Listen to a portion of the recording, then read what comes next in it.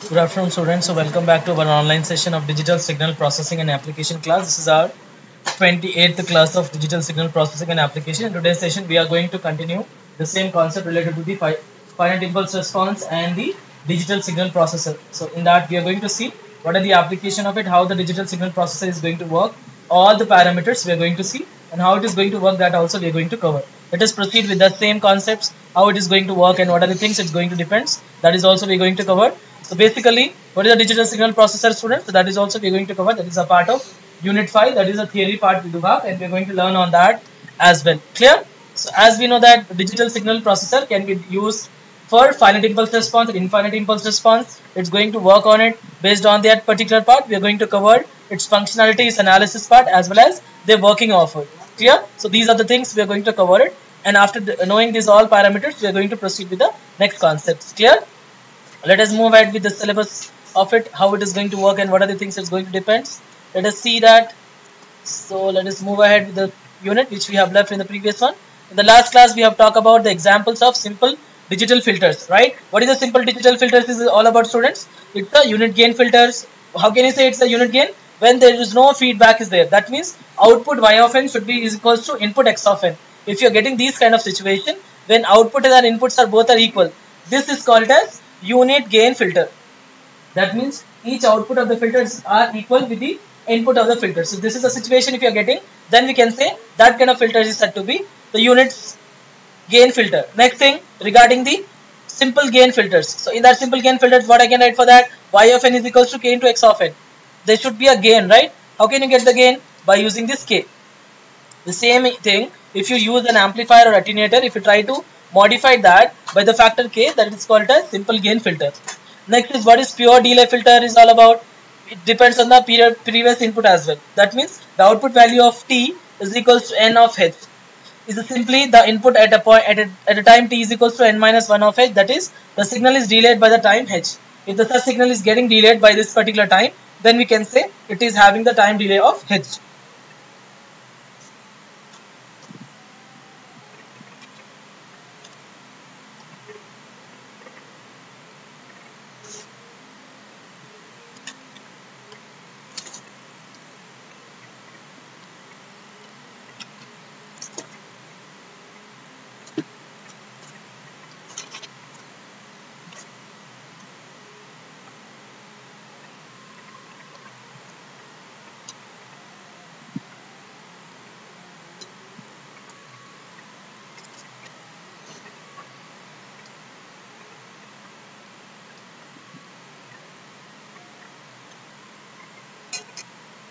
Likewise, we can go with the next part, that is what? Two terms difference. What is the two term difference? Y of n is equals to x of n minus x of n minus 1.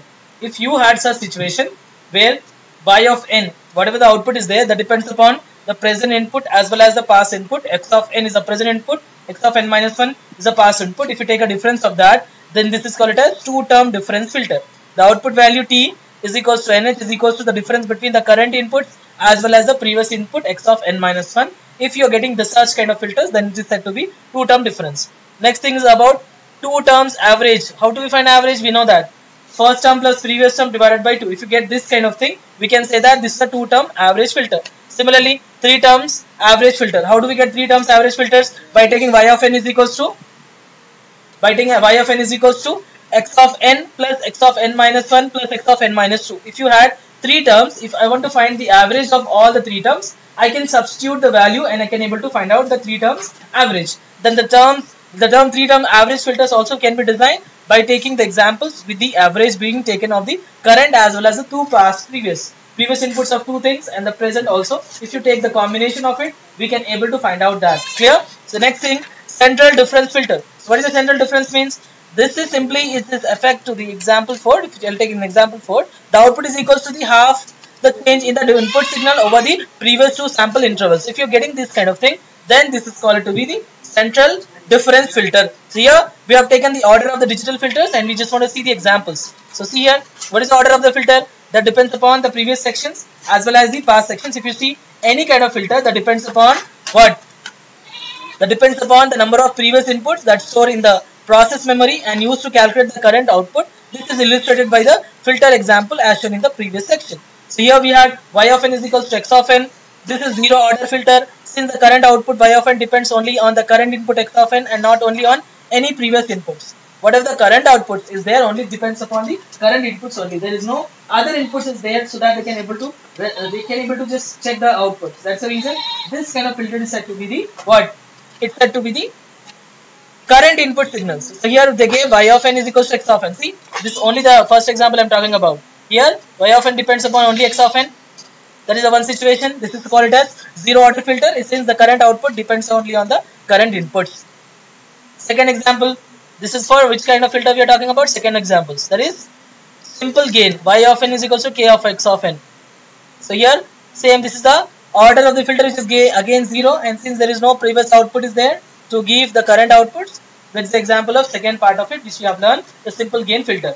Next part regarding the example 3. This is the first order filter, as the previous input x of n minus 1 is required to calculate the y of n.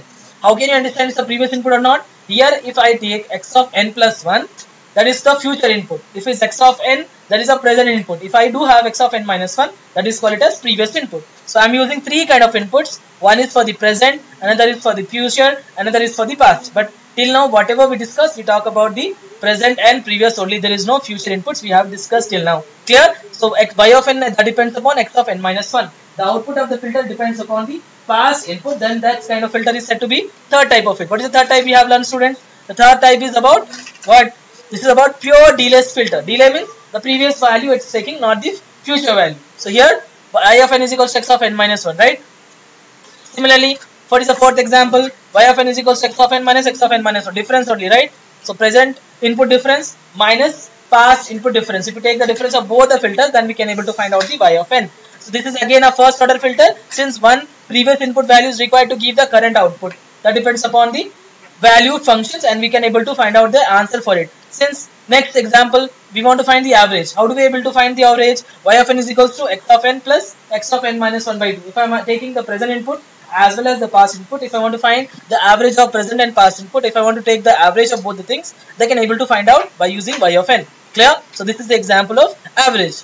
Similarly, if you do have, instead of taking one term, if I am taking three terms, if I want to find out the y of n, how do we get that? Y of n is equals to x of n plus x of n minus 1. This is our first delay function. This is the second delay function. Since I am taking three values, I can able to take the average of all the threes, and we can be able to find out the output for it. So this is the next example. Likewise, y of n we can be, the first order is again 2, since the processor must store two previous inputs in order to compute the current input, the current output.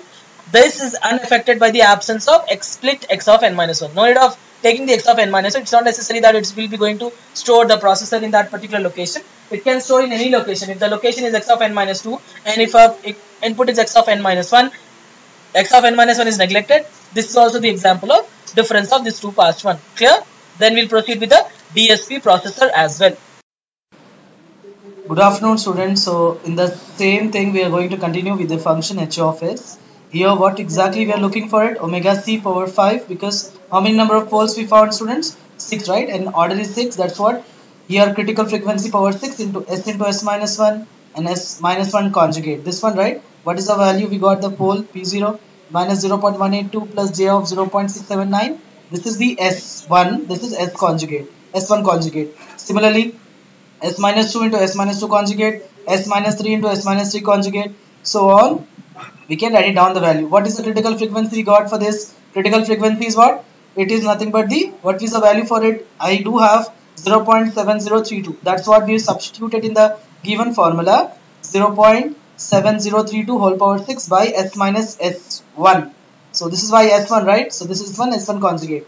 So this I can write s minus s1 conjugate is what? 0.182 minus plus j of 0.769. And the conjugate value. So a plus b into a minus b, a square minus b square for the first, for the second and for the third. The 6 terms will reduce to 3 terms. That one, if you further simplify, then we can write this one as this. So what is this answer? How do we got that? 1.97. That 1.97 we are just want to write in terms of your 0.7032 is there, right? So that we are further classifying and we just want to write it down. That's the reason we have mentioned in this format. Clear? So this is your HA of S. Similarly, I want to find what? I want to find a digital system now. How do we get digital system for that function? By using In Boolean transformation, we can write wherever s is there, 1 minus z power minus 1 by 1 plus z power minus 1 into 2 by t. T is what? We took it as 1. So here we got z 1 minus z power minus 1 by 1 plus z power minus 1 into 2 is there. 2 we are cancelling and we are writing directly as z power minus 1, sorry, z minus 1 by z plus 1. This same factor, if you multiply this whole, if you replace it, further simplify that, we can write h of z as 1.97 into 0.5235 into z power minus 1 by the first factor into 0.29 into z power minus 1 by the second factor into 0.09. How do we got these all? Wherever s is there, we replace this function. At the end, if you simplify it, we can able to find the transfer function. So already I have shown you how to simplify the function. So that's the reason I'm just directly mentioning this value. Clear? So this is the complete one. If you want to represent the system by using the cascaded form or a parallel form, if asked to find, we can able to substitute. How do we design that? Basically, we know the designing part, right? Already we have seen the realization for that particular thing by using the cascaded form also we have seen. That's what I directly show you how we realize it. Here we do have realization, just a moment. Here we just already did some problems, so that's what we escape it so that you can understand it. The idea should know it. What are the things and what are the steps you have to do it in order to realize the functions.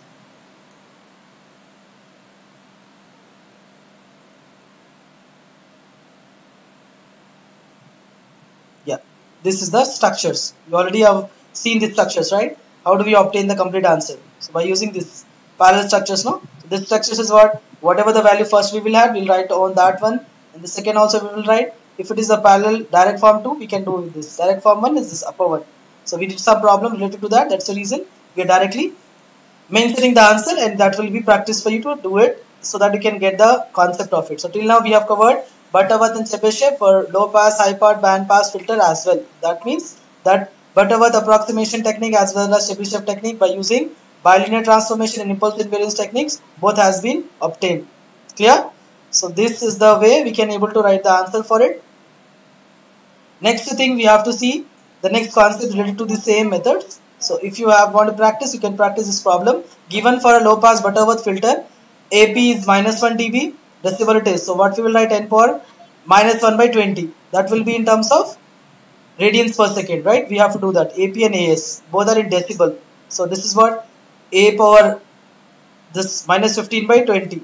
10 power minus 15 by 20. If you do it, we can able to find that pass band frequency is 0.2 pi, stop band frequency is 0.3 pi. So what they asked to find order and pole location.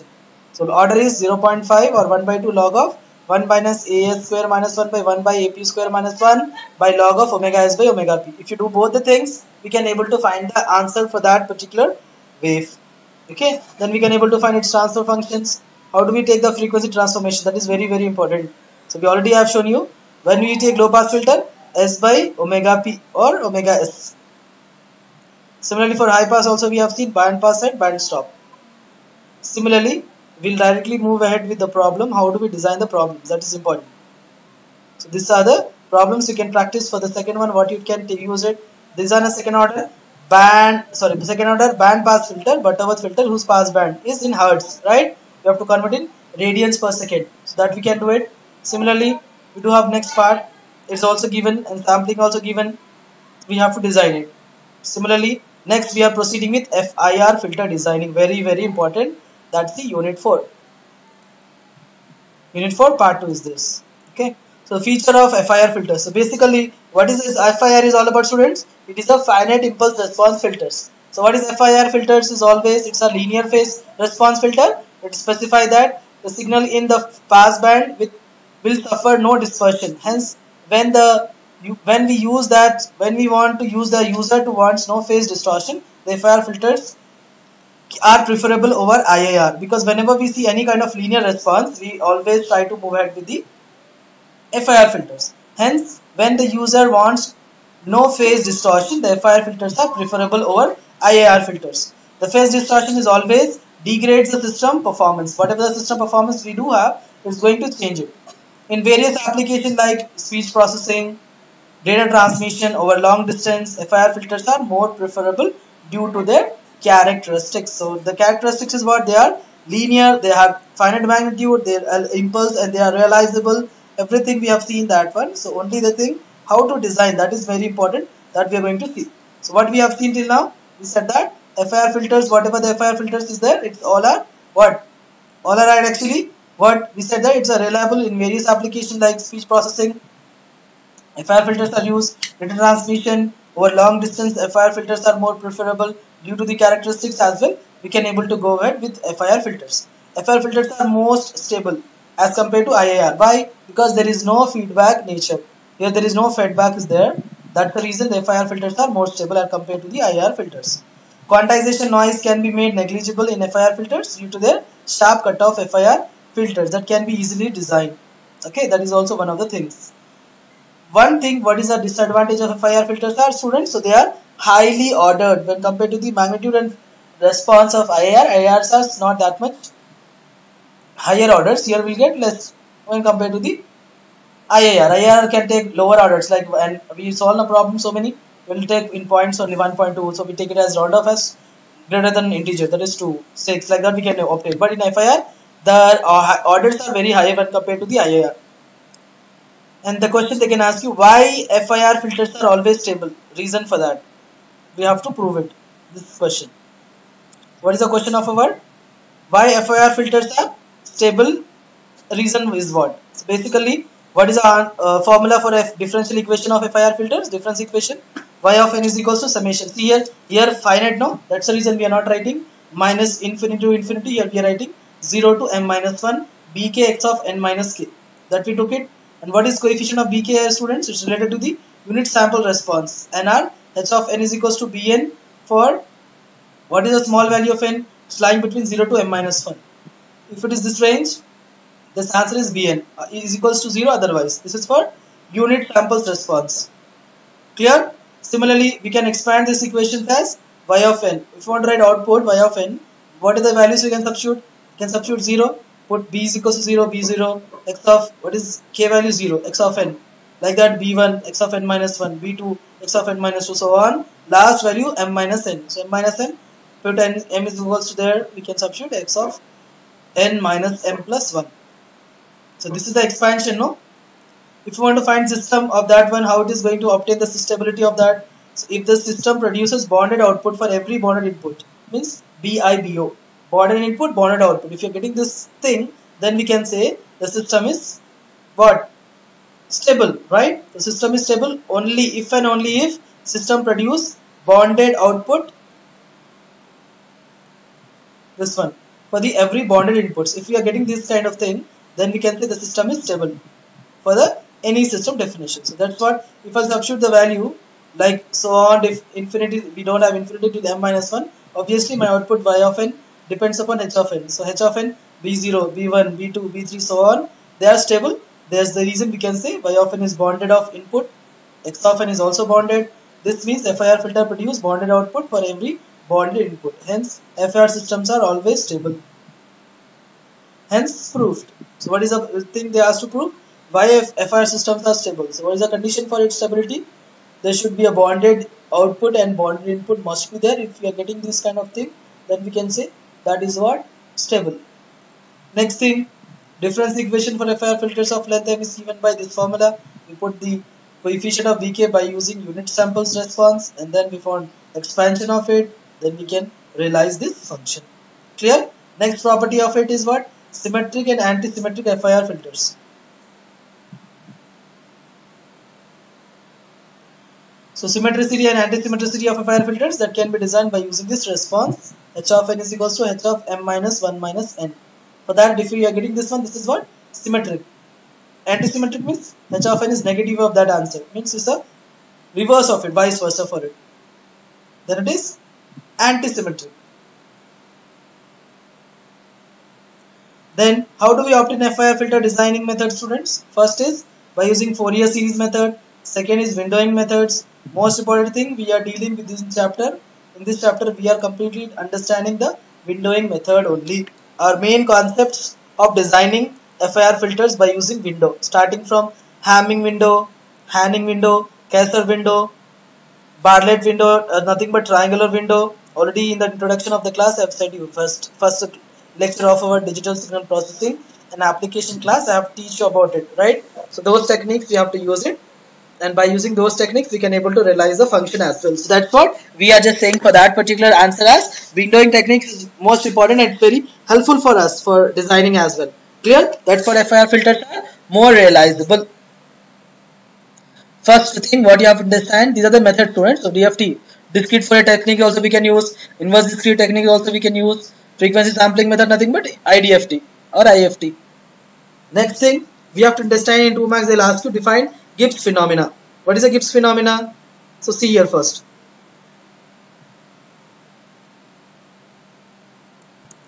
So by using the Gibbs phenomena, we are considering an ideal low pass filter with frequency response as shown in the figure, with normalized angular cutoff frequency of omega c. As you can see, what is the type of filter I am considering, students? It's a low pass filter, right? If I want to find its angular frequency response, angular cutoff frequency, I am putting as what? Omega c, right? For positive side it is plus omega c, negative side minus omega c, right? This is my responses there. If I want to write the same one by using the impulse response for this ideal low pass filter, I can represent in this way.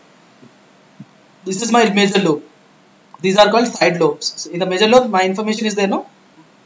Basically, what is low pass filter? We know that low pass filter is what? It allows the lower frequency component, it attenuates the higher frequency component. Clear? So that's what I'm saying. I'm using a low pass filter and I'm using its impulse response of ideal low pass filter. This is the impulse response of ideal low pass filter graph. Clear? If you want to use the Fourier series method, that can be used for the summation for minus infinity to infinity, that we can be use it, and for taking the limitation of index value, that can be changed from minus q to q, and the oscillation of that will be observed from there. As you can see now, starting from minus infinity to infinity is oscillating, and this response is h of n. If you want to understand the filter, that must be a finite, right? That's why it is a finite response is there. These are what negligible, because we cannot able to see any information in the side lobe. Only the main lobe that produces the information. Next, consider an example for this. This part we are not having. We are proceeding directly with windowing technique. So only just to explain you, I'm just showing you how the response can be getting. So basically, if you consider an example of low pass filter which have desired frequency response HD of omega. This is what omega? This is a digital, right? Previously on what we have seen, that is analog, right? As we have seen here, h of what is written here? N. It's number of samples. And what is the frequency we have seen for this? Omega. This is what? Angular cutoff frequency. Analog part of it. What about this one? This omega? So this is what? What is this? It is nothing but desired frequency response of our filter, low pass filter. If you want to see this oscillation or ringing is generated because of the side lobes in the frequency response, omega of omega, W of omega of the windowing function, this is called as Gibbs phenomena. So they'll ask you for sure in 2 marks, explain the Gibbs phenomena. You have to draw these graphs and you have to explain these points. What are the points I have just now said you? Clear? So you need to note it down these points whenever they'll ask define the Gibbs phenomena. What is the Gibbs phenomena? It is a method in which we are using any kind of response. I'm considering example of low pass filter. It's impulse response, and if you want to see the oscillation or ringing of that one in the band edge of the filter, that band edge of the filter, if you want to see the response of it, these are the response. So M is what? Finite, no? Because the name itself, it is used for finite impulse response. For that particular reason only, we are saying it is a finite type of filter. Clear? So we have to see that one as well into the consideration whenever we try to design that filter. This is windowing technique, W of N. Let us see the meaning of that. What is the windowing technique is all about? So windowing technique is the quickest method. It's very important and very easy as well. Only thing is depends on only a formula for all different types of windows. So windowing technique is the quickest method for designing finite impulse response filters, because a window function is simple truncate. Truncate means it is try to reduce it, thus the infinite to the finite samples. It can going to reduce it. That is called truncation. Suppose for example you had response from minus infinity to infinity, that you are truncating into minus omega c to omega c. This is called truncation. The whole samples we are using a part, we are reducing the size of that signal, right? So what is the use of the truncation? Here it says windowing technique function simply truncates the ideal impulse response to obtain a causal finite impulse response approximation that is non-causal and infinitely long. The smoother window functions provide higher out of band rejection in the filter response. So, however, this smoothness comes at the cost of wider stop band transition. That should be the wider transition must be there in order to achieve this kind of thing. Clear? That's just very easy and very quick as well. Various windowing method attempts that to minimize the width of the main lobe, that is the peak of the frequency response, in order to find the attempts to minimize the side lobe ripples. So what are the side lobe? I said no. What is the side lobe we have in this? These are my side lobes starting from here. These are my side lobes. I can able to obtain it. So based on that, students, so these are my side lobes is there. So the side lobe is going to not take any response. Only the information is there in the main lobe. That's what we are saying. The information whatever we are seeing, we try to reduce the side lobes. In addition to minimize the side lobe ripples of the frequency response, we are mainly concerned with our windowing techniques. Clear? That's a very important point that you need to remember. What is the addition thing? Why we are going with windowing techniques? If they ask, it never asks, but if you in order to understand that why we are going with windowing techniques, the reason is that first type of windowing technique is the rectangular. That is the first type of windowing technique we are going to learn. Basically, what is a rectangle? You know, rectangle means length into breadth. Opposite sides are equal. That is what rectangle figure, right? So, what is a rectangle is all about? As you can see, if I had amplitude as 1 and so on till n number of infinity is there. If I do have a ripples, the rectangular window is defined by the following relation: is equals to 1, 0 less than or equals to capital N number of samples is equals to 0 otherwise. See, so this is my rectangular window now. This and this sides will be equal and opposite sides are equal. Whatever the value of samples I'm using, based on that I'm going to take it the value. Next is triangle. Triangle means what? So how do we get a triangle figure? The main thing, the rectangle, what we understand, rectangular window is the most basic windowing techniques methods. It does not require any operation because its value either be 0, this value is higher will be 0 or it can be higher will be 1. It creates an abrupt disconnectivity that results in sharp roll off but large ripples. So the disadvantage of rectangular window is this only, take more number of ripples. That's the reason most probably will not proceed with the rectangular window. Second part of window is what? Triangular window.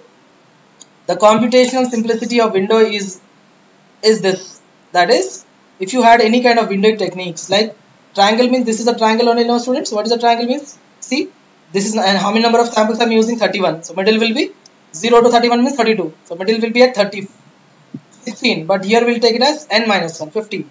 Clear? This is my middle. This is my triangular window. Triangular window, one more name is called Bartlett. B-A-R-L-E-T. Bartlett window. The other name for triangular window. Clear? The computational simplicity of this window is that it is a simple convolution of two rectangular windows. If you take a convolution of it, and it can also lowered. What is the problem with the rectangular window? The side, the lobes, whatever we had, ripples are more. That we overcome by using the triangular window. Triangular window, what we are saying? The lower the side lobes, make it a viable alternate to the rectangular window. Means it's a better opportunity, better experience when we get it in triangular window when compared to the rectangular window. Clear? That's how we have just mentioned for the triangular window. Next kind of window is what? Kaiser window. So what is the Kaiser window is all about? Why we are going with the Kaiser window? What is, one we had rectangular window where already we had a triangular window. What is the use of the Kaiser window? So you see the advantage of it. This windowing method is designed to generate a sharp central peak. This is the central peak should be very sharp, and it has reduced side lobes and transition bands into a narrow end. That means whatever the side lobes are there and the transition bands are there, that can make narrow, that can make a steeper one when compared to the other kind of filter designing windowing technique. Only in Kaiser it is possible. That's what the commonly used in FIR filter design is Kaiser window. So as you can see, if it's n is equal to 31 samples and m is equals to 15, so it's the middle one, so we can go with that one. Another type of window what we are learning is Hamming window. So what is the Hamming window advantage of using as compared to the other type of it? This windowing method generate a moderatively sharp central peak. Whatever the peak value we are seeing, that was very sharp when compared to the other end. See, sharp means see, somewhat it was broader when compared to this one. As you compare with the previous one, the kind of area what we see in the major lobe is increasing as we keep on proceeding with the next part. See, Hamming window, what is the use of Hamming window? This method to generate a moderatively sharp central peak. It has ability to maximize Flat response make it convenient for speech processing filter. So most important thing in the speech processing filtering method, we proceeding with the Hamming, Hamming, Hamming window. Clear? Next type of windowing technique is nothing but the Hanning window. So basically, what is the use of Hanning window? This windowing method generate a maximum flat filter design. See, more space is there, no? This broader end, as you can see with Hamming and Hanning. Hanning has more as compared to the Hamming, and then compared to the Castle. So you see the area of this graph. This graph, how the graph is changing. That is important, right? Next is Hanning window. In Hanning window, this is used to generate a maximum flat filter design. For flat kind of filter designing, this Hanning windowing technique is most preferable. So till now, how many type of window we learned, students? Rectangular window. Rectangular window is the one which can have more. The problem with the rectangular window is that it has more number of ripples in that. That can be overcome by using the triangular window. Then triangular, what is our thing? What we need to see? We have to see the filter designing. But what is the main thing? What we have seen in the triangular window? We said that in a triangular window, it is simple convolution of two. If you do two rectangular window, then if you do the convolution for that, then the lower, whatever the side of the problem is there, that can be overcome by using the triangular or Bartlett, B-A-R-L-E-T, Bartlett window. Next thing, what we have proceed with that is the Kessel window. What is the use of Kessel window? This windowing method is to generate the sharp central peak. Central peak should be very sharp, and it also reduce the side lobe and transition band to the as narrow as possible. That's what this is be used. The next we move ahead with the Hamming. It is also used for central peak sharp. If they ask to compare these all, you can write the points. That's the reason I'm keep on stressing more on that, so that you can understand that how we are designing this. The next part of windowing is nothing but Hanning window. This method is to generate the maximum flat filter design. Okay, for that particular reason, we are proceeding with the Hanning kind of window. Clear? So Hanning window, Kessel window, and all that we have move ahead. Then the mathematical formulas, very important. The formulas to memorize. If you know the formula, then only rest of the part we can use it for our designing. So that's what it's important for us to understand how this is going to be used. First, rectangular window. What is the rectangular window formula? It's always 1. There is no nothing was there, cosine, nothing is there. Only this 1. That is rectangular window, because the gain of that will be taken as 1. For Hanning window, what we see? 0.5 minus 0.5 into cos of 2 pi small n. N is a variable, n is a number of samples, minus 1. Same. But see here this coefficients. 0.5, 0.5. So if you add 0 plus 0, 0.5, 0.5, it should be 1. You're getting 1 now? That's how it is changed. And what is a Hamming window? Same thing, 0.54 plus 0 minus 0.46 into cos of 2 pi n by small capital N minus 1. If you add 54 and 46, it will be 100 only now again. That's how it will be taken. And then next is Blackman window. Blackman window, one of the window we do have. So that is also use the formula 0.42 minus 0.5 cos of this plus 0.08. So take 42 plus 8, 50. 50 plus 50, 100. That is nothing but 1. Clear? So one term minus 0.5 with this cosine term, another with plus same cosine term. Clear? So these are the formulas for our windowing techniques that will be useful for us to design it, and we can able to understand how it is effectively going to use it. These techniques are very important in order to understand the functions. Clear? So we have to know these all, then only we can able to proceed ahead. That's it about today's session, students. In tomorrow's sessions, we are going to learn in details of it and the problem as well. Thank you so much. Be safe. Take care of yourself. Try to maintain a running notes as the exams are approaching. So try to do lot of problems. If you do it, you get the idea.